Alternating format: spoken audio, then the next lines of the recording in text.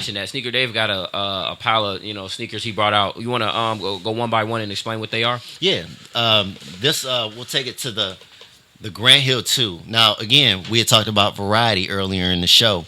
This is a shoe I wanted really, really bad as a kid. And this is when Grant Hill played for Dream Team 2 and won the gold medal in '96 in Atlanta. So this is a very important shoe. That's what it sounds like. I mean, I mean to cut you off, but it sounds like a lot of the shoes like you like is because of like what was accomplished in that shoe. Yeah. Is that okay? Cool. Yeah, it was that, and then the streets was on it. Yeah. So that was definitely the it factor too. Again, this is the Air Jordan 2. This is the 2004 version right here. The 2011 version, the remastered versions are a little different, but you don't really find the 2004 versions as often. And it's my favorite Jordan of all time. What was the difference like when they redid it? Like the padding, the materials. I think the materials are a little better now. They had changed they had put the Nike back on the bottom with the size. Just little details, but it's a big difference depending on the kind of collector you are. Now this one's really dope. These have been retro, but it's never been retro in the original black and royal colorway. This is Jason Kidd's first signature shoe.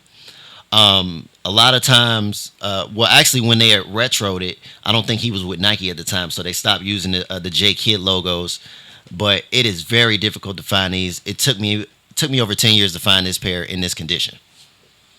Damn, you look for that shoe for 10 years? Yeah, about 10 years. Damn.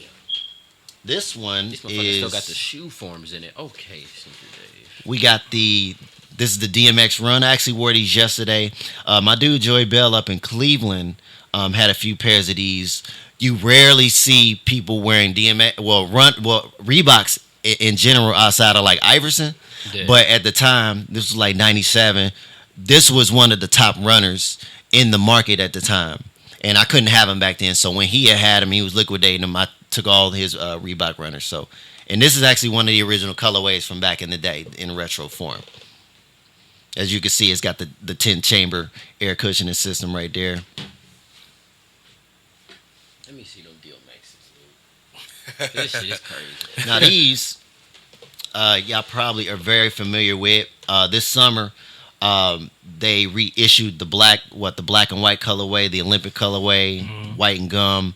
This is the 2002 version of the Air More Uptempo. As you notice, the airbags are a lot bigger and bulkier, and it has the 3M hits. So a lot of people was really on this shoe this year, but I've been on hip to this shoe for maybe about 20 years now.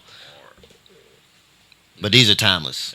Do you like when they do that? Like when you got a shoe that's classic and like that you love, and then they just retro it, and then it just be flooded the market with it. It doesn't bother me none. Just long as I have them for the record, it doesn't. It doesn't. At least bother you got me at the all. originals. Well, it don't even be that. Even if I don't have the original, I look at it like this. I'm just glad it's out to just go to the store and just buy it, because they can really be like, well, shit, we ain't got a retro nothing. Yeah. So I look at it like that. What's the next one? This one, a lot of people have probably never seen this. Yeah, because I had no fucking clue what that was. This is a revamped Air Jordan 1 low version. This is called the Jordan New Retro 1. So it was like a new version of the Jordan 1. They had changed the side design, put the Wings logo stamp on it, and it still has that classic Air Jordan 1 toe. And the back as well. See, the Jordan 1 is just so dope to me, because it's one of the few Jordans that you could wear shorts, jeans.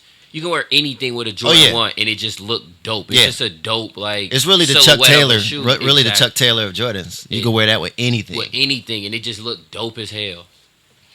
So this one, we're going to go to the Air Jordan 12. Now, this is the original one from 1997.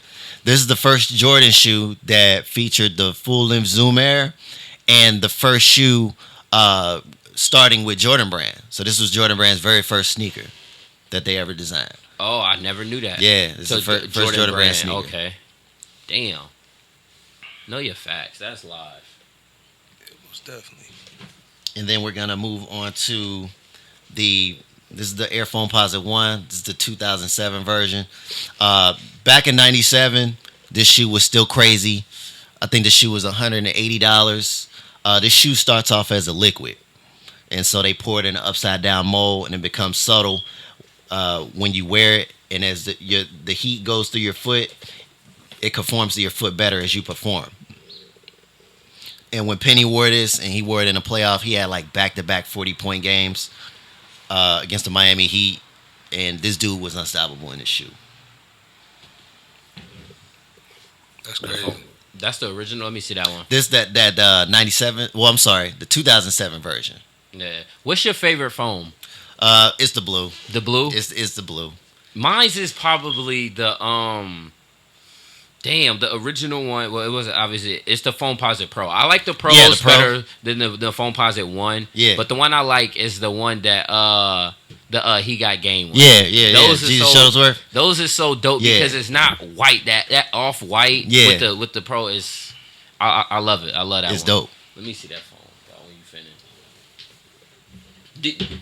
Now, did you notice the difference when the new foams came out? Yeah. The height was a little different, but then again, they changed the last on them, and that's when you basically have to like retool the mold so you can make them again. It's almost like you making you're making car parts, and you use that stamp so long that they start wearing, so you got to redesign it so you can make them again. Yeah. So of course you're gonna have a couple differences. Right.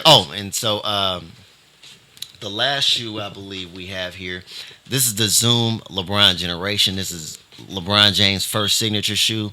Now the Zoom generation for me is very important because LeBron is from my era and we're the same age. So for him to get a shoe at that point in time was very cool, and to see what he's doing now, 14 years later, is nothing short of amazing. And I never thought a player from my generation would do what he does in the NBA.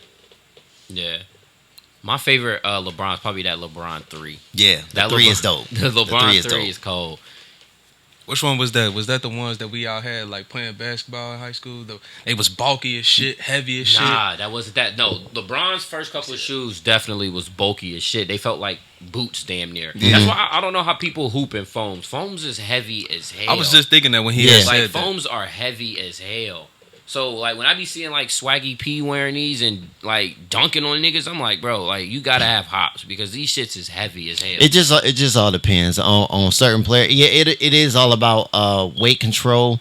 But then again, somebody like a Nick Young, I'm not expecting Nick Young to, carry a team to victory every night. So he can afford to wear bulky shoes, I feel that. Now, are you LeBron or Kobe?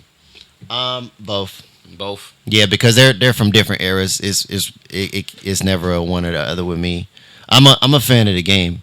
So what Kobe did, with Shaq. I mean, even when he just came into the league, they're not the same player. So everything Kobe did. Everything LeBron did. And I never saw them as arch nemesis.